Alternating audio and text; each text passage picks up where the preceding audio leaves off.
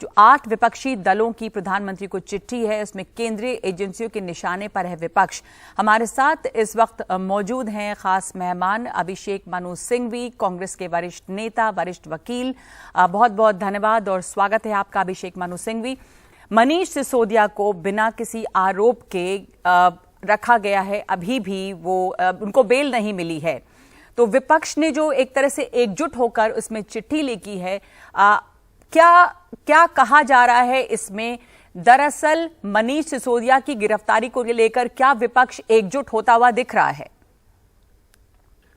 देखिए नगमा, पहले तो मैं आपसे स्पष्ट करना चाहता हूं कि मेरा रोल मनीष सिसोदिया के वकील की हैसियत से जो मैं उनके लिए पेश हुआ हूं, और क्या रोल कांग्रेस पार्टी की तरफ से, दो अलग भिन्न चीजें हैं और उनको मिक्सअप नहीं किया जाए। मैं बड़ा स्पष्ट शुरू में कर रहा हूं। नंबर 1। नंबर 2, मैंने एक औपचारिक रूप से जनसभा में लगभग 11,000 लोगों के सामने जो भाषण दिया था रायपुर में, जो मनीष सिसोदिया के गिरफ्तारी से 2 दिन पहले की बात है, और जब कोई ऐसा कोई संदर्भ भी नहीं था, तब भी मैंने अपना निजी मत रखा था। और मैं आज उसको कांग्रेस की तरफ से अपना निजी मत आपको सुना रहा हूं, जो मैं पहले रखा था, कि ये आवश्यक है कि इस देश में जब 39% मैक्सिमम वोट मिलता है मोदी जी को, तो जो बैलेंस, जो बाकी रिक्त 61% है, उसको कंसोलिडेशन करना अति आवश्यक है।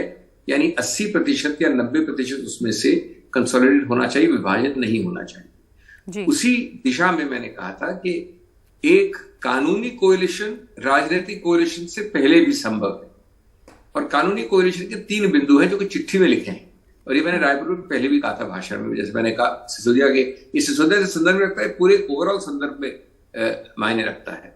बिंदु नंबर 1, 2014 के पहले और बाद के आंकड़े 1000 या 5000% बढ़े हैं। अगर ईडी के केस पहले 10 थे तो बाद में 1000 या 10,000 हो गए।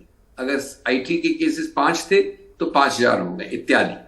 तो नंबरों का जो फर्क है 2014 और उसके बाद। नंबर 2, इसमें से 95% प्रतिपक्ष विपक्ष के लोगों के विरुद्ध है। नंबर 3, अगर आप पहले विपक्ष में हो और बाद में आप किसी कारण बीजेपी ज्वाइन करो, कारण एक ही रहता है, तो आप उनकी लॉन्ड्री मशीन, उनकी धुलाई की मशीन के कारण एकदम सफेद हो जाते हैं। तो इन तीनों चीजों के कारण मैंने ये भी कहा था कि कानूनी रूप से एक सामूहिक याचिका होनी चाहिए सभी लोगों के द्वारा, और मैं अभी कानूनी कोएलिशन की बात कर रहा हूं, गठबंधन की, न कि राजनीतिक।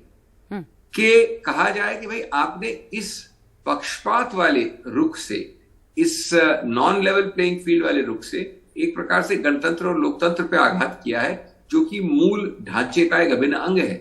अगर आप पक्षपाती रूप से विपक्ष के विरुद्ध ही सिर्फ ऐसे एक्शन लेंगे, तो ये संभव है कहना कि मूल ढांचे पे आघात है।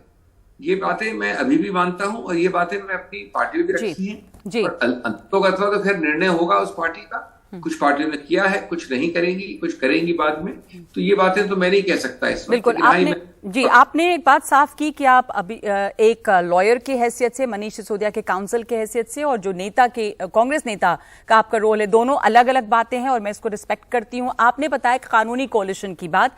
इस समय जो चिट्ठी गई जिसमें 8 विपक्षी दल हैं, उसको क्या सिर्फ एक कानूनी कोलिशन देखा जा सकता है? वो किस तरह का कोलिशन है जिसमें कि कांग्रेस अभी नहीं है? अगर आप बतौर एक कांग्रेस नेता देखें, आपने एक बात कही थी काउंसिल के तौर पे, बट कांग्रेस ने कंडेम किया इसको कि सीबीआई, ईडी को कैसे इस्तेमाल किया जाता, ये तो था, लेकिन दिल्ली में लोकल लेवल पर देखा गया कि कांग्रेस के नेता ही। देखिए, ये बात सही है। हाँ। इस पर देखिए, ये तो मेरा एक सुझाव था, और ये शब्द तो मैंने इस्तेमाल किए थे सिर्फ झलकाने के लिए। मैं नहीं समझता कि चिट्ठी में ये बात का फर्क दर्शाया गया है। ये तो एक राजनीतिक बात है और राजनीतिक रूप से, सामूहिक रूप से रखी गई है। लेकिन इसका एक बड़ा सरल आधार है 2024 के लिए, और मैं सिर्फ इस चिट्ठी की बात नहीं कर रहा हूं, मनीष सिसोदिया की बात नहीं कर रहा हूं। 2024 में मोदी जी को कम से कम हराने, रोकने या एक शॉक देने का एक बहुत अच्छा तरीका बड़ा सरल है।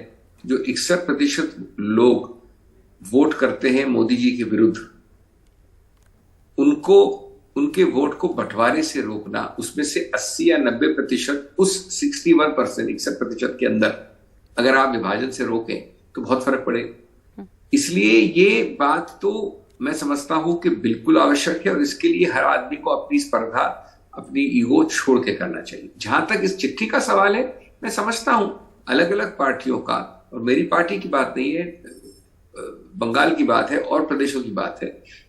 एक तो होते हैं प्रादेशिक कारण, प्रादेशिक कॉन्फ्लिक्ट्स होते हैं, आत्मविरोधाभास होते हैं जी।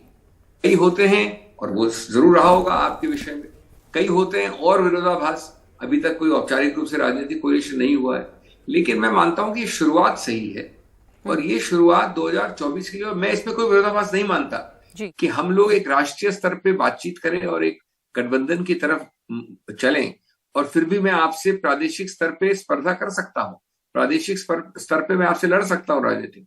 इन दोनों में कोई विरोधाभास नहीं, कई दशकों से हो रहा है।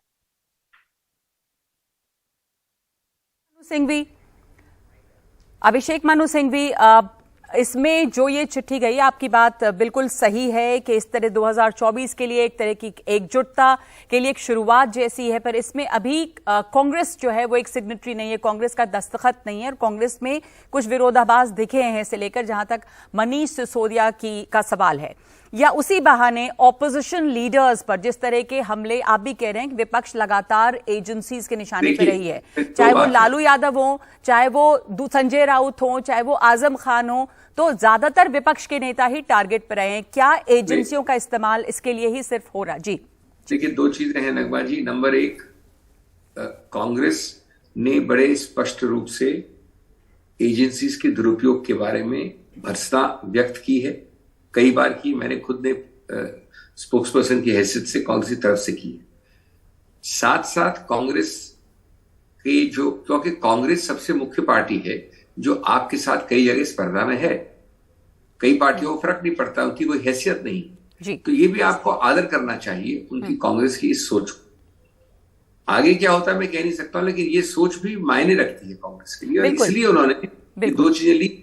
अब आगे क्या होता है, मेरी कई और पार्टियों ने नहीं किया स्थिति में, 8 पार्टियों ने नहीं किया, पर इसलिए मैं व्यापक बात कर रहा हूं, उसकी तरफ कोई ना कोई अग्रसर होना आवश्यक है, नहीं तो इसका फायदा मोदी जी ही लेते हैं। और एक बड़ा सरल प्रश्न है, आपका मुख्य शत्रु कौन है? प्रादेशिक प्रॉब्लम, प्रादेशिक प्रतिद्वंदिता, या आपके बाकी सब प्रॉब्लम्स, या राष्ट्रीय चुनाव 2024 जी।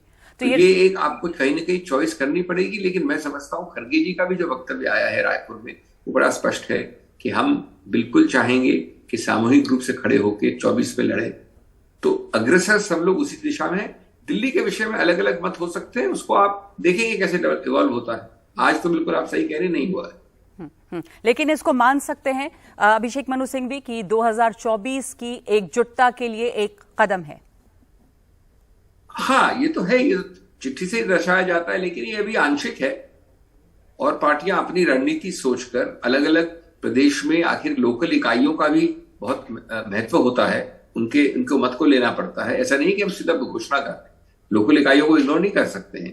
तो ये सब करते हुए दिशा और गति उस तरफ होनी चाहिए। बाकी जो डिटेल्स है वो तो पार्टी के अनुसार, हर प्रदेश के अनुसार फर्क पड़ेगा।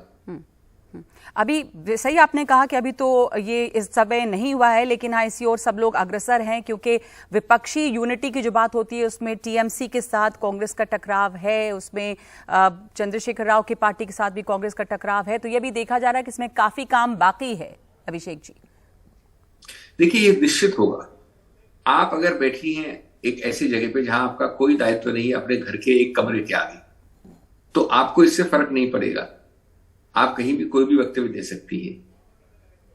अगर मैं बैठा हूं एक बड़े घर में जिसकी 5 कमरों में मेरा दायित्व है या मेरी हैसियत है, तो मेरा रुख निश्चित रूप से फर्क होगा, और वो राजनीतिक रूप से सही है।